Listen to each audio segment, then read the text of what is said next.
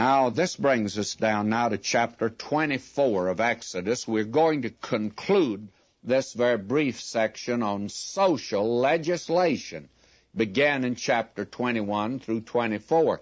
And actually, there's more that has to do with social legislation than with the Ten Commandments. The Ten Commandments are very brief, frankly, but the social legislation covers a great deal, and we'll find that there's much more to the law than the Ten Commandments.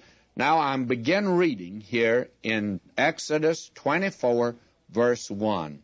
And he said unto Moses, Come up unto the Lord, thou and Aaron, Nadab and Abihu, and 70 of the elders of Israel, and worship ye afar off. Now, don't miss that. God says you're to come up to the mountain. But even these men, who were in a very unique position, were told to worship ye afar off. Now, how different that is under law than it was when God was bringing them on eagle's wings, which is grace. And that's the way God today saves us and leads us along life's pathway.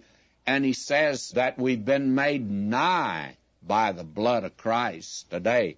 But you see, under law now, they're told, worship ye afar off.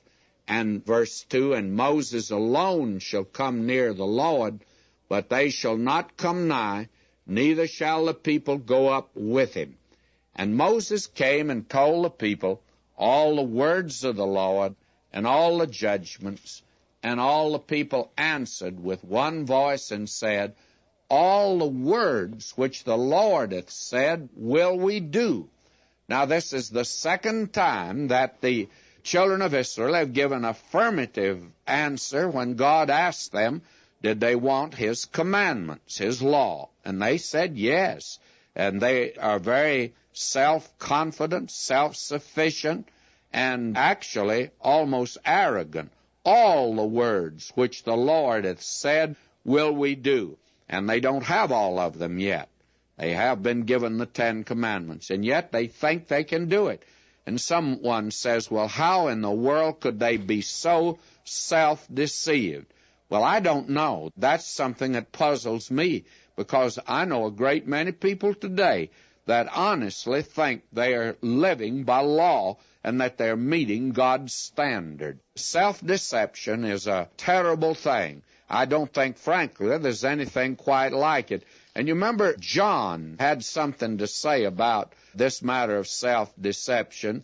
He said that if we say that we have no sin, we deceive ourselves. You never deceive your neighbors, and you won't deceive your wife or your husband or your loved ones, but you sure can deceive yourself. If we say that we have no sin, we deceive ourselves, and the truth is not in us. Well, you'd think that a man that says he has no sin ought to have also a little truth in him.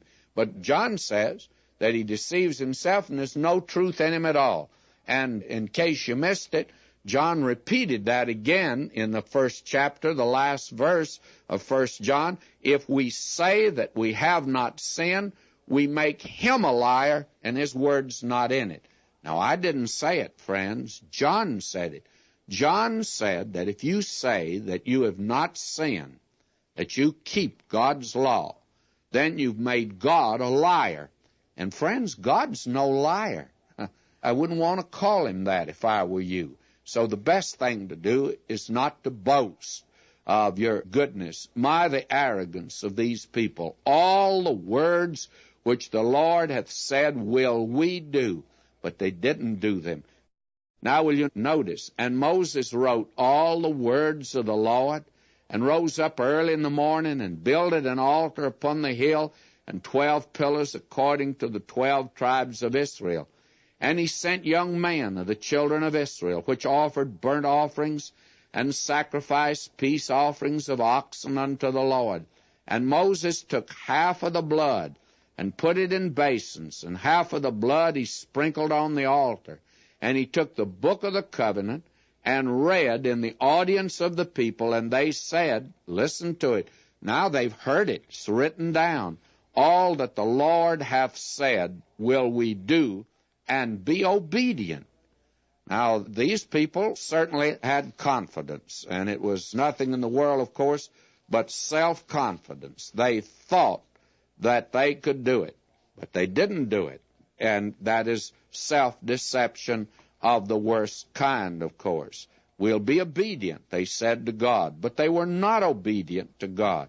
You know, the natural man thinks that he can please God, but he cannot please God. You and I cannot please him at all. You and I can't meet his standard. We forget that we are actually the members of a race that, as far as God is concerned, is totally depraved.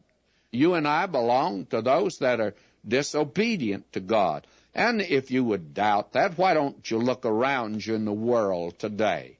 Look at all of the lawlessness. Look at the sin that's in the world, the confusion that's in the world, and the atheism and godlessness that's in the world. Friends, God's accurate when he tells us that there are none righteous, no, not one. All you have to do is to look about you today. And we're living in a day when sin is called good. Bad is called good.